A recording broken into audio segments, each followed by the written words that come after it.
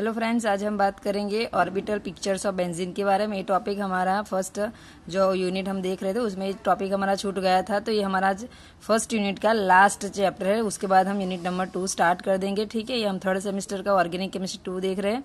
तो आज हम बात करेंगे ऑर्बिटल स्ट्रक्चर ऑफ बेंजीन के बारे में। ठीक है, तो पहले हम जो देखेंगे ना वो बेंजीन का स्केलेटन, जो सिग्मा स्केलेटन है ना बेंजीन मॉलिक्यूल का, वो देखेंगे। ठीक है, तो यहाँ पे आप देख सकते हो कि carbon carbon and carbon hydrogen के बीच में सिग्मा बॉन्ड हमने दिखाए हैं। ठीक है, पी ऑर्बिटल्स बनाई है, 120 एंगल दिखाया है। ठीक है, तो ये आपको देख लेना है कि कार्बन और हाइड्रोजन के बीच में ये सिग्मा बॉन्ड लिखना है, पी ऑर्बिटल बनानी है, बॉन्ड लिखना है, ये सब आपको ड्रॉ करना पड़ेगा। ठीक है, आप अच्छे से स्ट्रक्चर देख लीजिए, फिर आपको ये स्ट्रक्चर ड्रॉ करना पड़ेगा। ठीक है, ये ओवरलैपिंग पी ऑर्बिटल है। ठीक है, जो आपको ग्रीन कलर से दिख रही है वो क्या है, आपकी पी ऑर्बिटल्स है। ठीक है, यहाँ पे आप देख सकते हो ये पी ऑर्बिटल्स है। ठीक है, और ये हमारा सिग्मा बॉन्ड है, जो कार्बन कार्बन के बीच में जो होता है वो सिग्मा बॉन्ड भी यहाँ पे शो किया गया है, और कार्बन हाइड्रोजन के बीच में भी सिग्मा बॉन्ड यहाँ पे शो किया गया है, और ये जो बॉन्ड आपको दिख रहा है वो 120 है। ठीक है, तो ये आपको हम सिर्फ ये sigma skeleton of benzene molecule दिखा रहे हैं। ठीक है, ये आपको स्ट्रक्चर पहले ड्रॉ करना होगा। उसके बाद आपको लिखना है कि जो ऑर्बिटल पिक्चर है, ठीक है, वो क्या शो करता है कि जो जितने भी यहाँ पे कार्बन है, ठीक है, जितने भी यहाँ पे कार्बन है वो सारे कार्बन क्या है, sp2 हाइब्रिडाइज है। क्या है sp2, मतलब कि एक एस ऑर्बिटल और दो पी ऑर्बिटल का मिक्सिंग होता है। ठीक है, इसलिए इसको हम बोलेंगे कि जितने भी कार्बन एटम्स है वो सारे sp2 हाइब्रिडाइज है। ठीक है, और यहाँ पे कार्बन कार्बन के बीच में जो लिंक हो रहा है, ठीक है, कार्बन कार्बन के बीच में जो लिंकेज हो रहा है वो सिग्मा बॉन्ड से हो रहा है। ठीक है, मतलब कि सिग्मा से हो रहा है, सिग्मा लिंकेज जिसे बोलते हैं, और कार्बन हाइड्रोजन के बीच में भी सिग्मा लिंकेज यहाँ पे दिखाया गया है। ठीक है, और जो बॉन्ड एंगल है वो यहाँ पे कितना है, 120 है। ठीक है, कार्बन एंड हाइड्रोजन के बीच में जो डिस्टेंस है वो 1.34 है। ठीक है, तो आपको क्या लिखना है, ये स्ट्रक्चर ड्रॉ करना है, यहाँ पे दिखाना है। ये कार्बन के पहले आपको एक स्ट्रक्चर बना लीजिए, यहाँ पे हाइड्रोजन भी ज्वाइन कर दीजिए। उसके बाद यहाँ पे आपको पी ऑर्बिटल बनानी है, सिग्मा बॉन्ड लिखने हैं, बॉन्ड एंगल लिखना है। फिर आपको लिखना है कि जितने भी कार्बन एटम यहाँ पे दिख रहे हैं वो सारे के सारे कार्बन एटम्स जो है वो क्या है, sp2 हाइब्रिडाइज है, मतलब कि एक s ऑर्बिटल और 2 p ऑर्बिटल का मिक्सचर यहाँ पे होता है। ठीक है, तो इसे हम sp2 हाइब्रिडाइज बोलेंगे। ठीक है, तो जितने भी कार्बन आपको दिख रहे हैं वो सारे के सारे sp2 हाइब्रिडाइज है। यहाँ पे कार्बन कार्बन के बीच में जो बॉन्डिंग है वो हो रही है, जो लिंक हो रहा है कार्बन कार्बन से वो सिग्मा लिंकेज से हो रहा है। यहाँ कार्बन हाइड्रोजन भी सिग्मा लिंकेज से हो रहा है, मतलब उनका जो लिंकेज हो रहा है वो सिग्मा बॉन्ड से हो रहा है। ठीक है, यहाँ पे जो बॉन्ड एंगल बन रहा है वो 120 बन रहा है। कार्बन हाइड्रोजन बीच में जो डिस्टेंस है वो 1.34 है। ठीक है, तो ये आपको पहले बता देना है, उसके बाद हम आगे देखते हैं। ठीक है, तो अभी जो हमने सिग्मा स्केलेटन देखा बेंजीन का, ठीक है, अब हम उसको जब बेंजीन मॉलिक्यूल को एक्सरे डिफ्रैक्शन उसका कर रहे हैं, ठीक है, तो आपको ऐसा स्ट्रक्चर शो होगा, और आपको ये लिखना है कि बाय एक्सरे डिफ्रैक्शन हम क्या शो कर सकते, क्या देख सकते कि यहाँ पे जो बॉन्ड एंगल बन रहा है, ठीक है, वो 120 दिख रहा है। तो ये स्ट्रक्चर भी आपको बेंजीन का बना के दिखना है, और आपको ये दिखना है कि आपने बोला था sp2 हाइब्रिडाइज कार्बन होते हैं। ठीक है, तो कैसे होते हैं भी यहाँ पे आपको एक छोटा सा उसका पिक्चर बना के दिखाना है कि ये कार्बन है। ठीक है, यहाँ पे जो बॉन्ड बन रहा है उसमें जो बॉन्ड एंगल है 120 है, और ये p ऑर्बिटल है। ठीक है, तो यहाँ पे एक s ऑर्बिटल और 2 p ऑर्बिटल और एक s ऑर्बिटल का मिक्सचर होकर sp2 हाइब्रिडाइज कार्बन कैसे होता है ये आपको यहाँ पे ड्रॉ करना है, और आपको ये भी ड्रॉ करना है। ठीक है, उसके बाद हम एक ओवरव्यू, मतलब कि एक पूरा स्ट्रक्चर ड्रॉ करेंगे। ठीक है, तो ये सब आपको ड्रॉ करना रहेगा।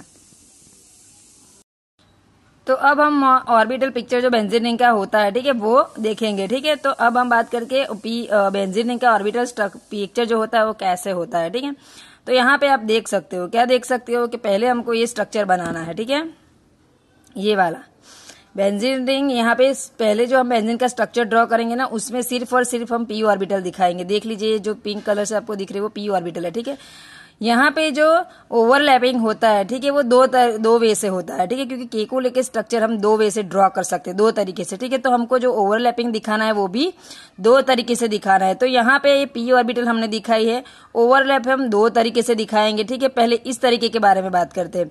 देखिए ये जो ऑर्बिटल है, ठीक है, उसमें जो पी ऑर्बिटल का जो ओवरलैपिंग हो रहा है, ठीक है, यहाँ से यहाँ, यहाँ से यहाँ, या यहाँ से यहाँ और यहाँ से यहाँ, जब ऐसा ओवरलैपिंग पी ऑर्बिटल का होता है तो हमारा केकुले वाला ये स्ट्रक्चर ड्रॉ होता है। ठीक है, क्योंकि आप यहाँ पे पी ऑर्बिटल का ये देखिए इस तरीके से हो रहा है, तो यहाँ पे जिस तरीके से पी ऑर्बिटल का ओवरलैपिंग हो रहा है ना, तो यहाँ पे हमारा इस वाला केकुल स्ट्रक्चर बनेगा। ठीक है, और जब दूसरा हमारा ओवरलैपिंग इस तरीके से होता है, इस तरीके से ये पी ऑर्बिटल और ये पी ऑर्बिटल, ये पी ऑर्बिटल और ये पी ऑर्बिटल, ये p ऑर्बिटल और ये p ऑर्बिटल, तो इस तरीके से जब ओवरलैपिंग होता है p ऑर्बिटल का तो ये हमारा केकुले वाला ये स्ट्रक्चर बनता है। ठीक है, तो ये दो तरीके से हमारे जब p ऑर्बिटल का ओवरलैपिंग होता है तो केकुले स्ट्रक्चर हमारे आपको पता ही है कि दो टाइप के है, तो दो टाइप का ओवरलैपिंग तो होगा, तो ये दो टाइप के हमारे केकुले स्ट्रक्चर बनेंगे। ठीक है, अब बात रही कि भाई साइड वाइज ओवरलैपिंग। ठीक है, साइड वाइज जब पाई इलेक्ट्रॉन्स का ओवरलैपिंग होता है, यहाँ पे आप देख सकते हो।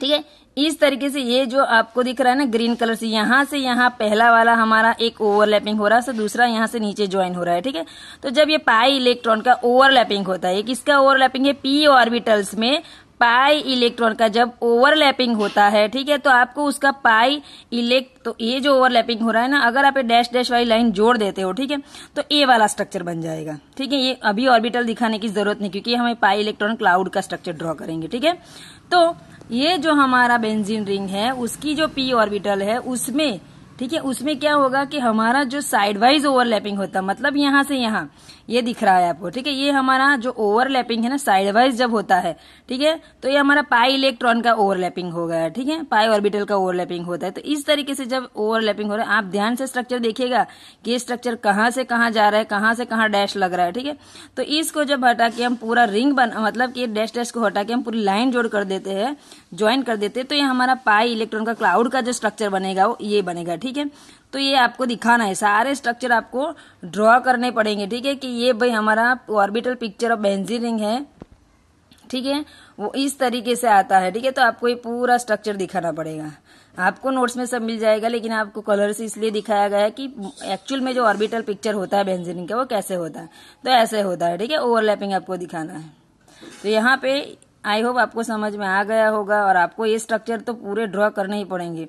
ठीक है, तो यहाँ पे हमारा जो फर्स्ट यूनिट है वो खत्म होता है। ठीक है, आपको ओवरलैपिंग दो तरीके से करके केकुले के दो स्ट्रक्चर बनाना, उसके बाद आपको पाई ऑर्बिटल का ओवरलैपिंग करके यहाँ पाई इलेक्ट्रॉन का क्लाउड वाला स्ट्रक्चर ड्रॉ करना है। ठीक है, यहाँ ये टॉपिक खत्म होता है।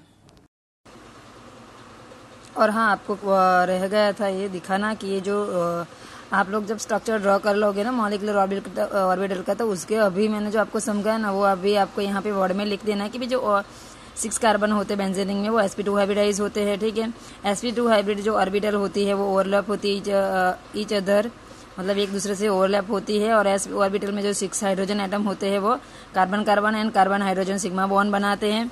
इतने भी सिग्मा बॉन्ड होते हैं एक प्लेन में होते हैं, और जो बॉन्ड एंगल होता है 120 होता है।